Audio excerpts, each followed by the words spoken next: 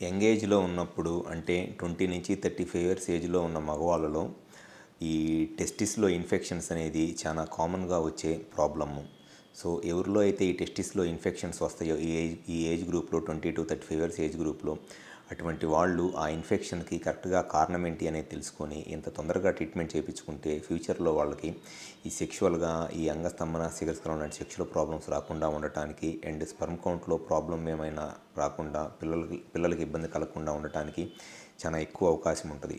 ఇటువంటి వాళ్ళలో స్టార్టింగ్ స్టేజెస్‌లో కనపడే లక్షణాలు ఏంటి అనంటే ఫస్ట్ వచ్చేసి టెస్టిస్‌లో పెయిన్ వస్తదనమాట. అంటే టెస్టిస్ బాగా బరువుగా అంటే బీర్జాలు బాగా బరువుగా ఉన్నట్లు, గుంజుతున్నట్లు, అనీజీగా ఉండటము, ఎక్కువసేపు నుంచున్నా సరే బీర్జాలంతా బరువుగా అనిపించటము, ఎక్కువ జర్నీ చేసినా లేకపోతే బాగా ఎండలో తిరిగినా బీర్జాలంతా బరువుగాను, అనీజీగా ఉన్నట్లు అనిపిస్తది. అది ఫస్ట్ కనపడే సింప్టము.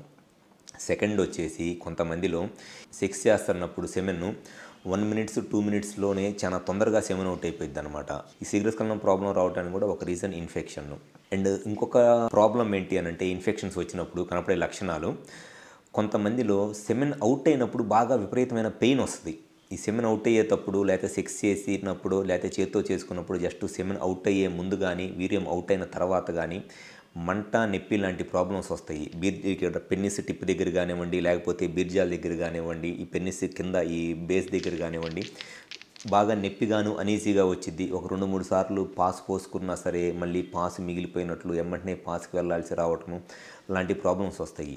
అండ్ కొంతమందిలో కనపడే లక్షణం ఏంటి అనంటే సెక్స్ చేయాలి అనుకున్నప్పుడైనా కానీ లేకపోతే సెక్సువల్ ఫీలింగ్స్ వచ్చినా కూడా ఈ పెన్నిస్ టిప్ దగ్గర అంటే ఈ ముందల భాగంలో ఎక్కువ బంకలాగా జిగురులాగా వస్తూ ఉంటుందన్నమాట. ఈ బంకలాగా జిగురులాగా రావడానికి కూడా ఒక కారణము ఇన్ఫెక్షనే.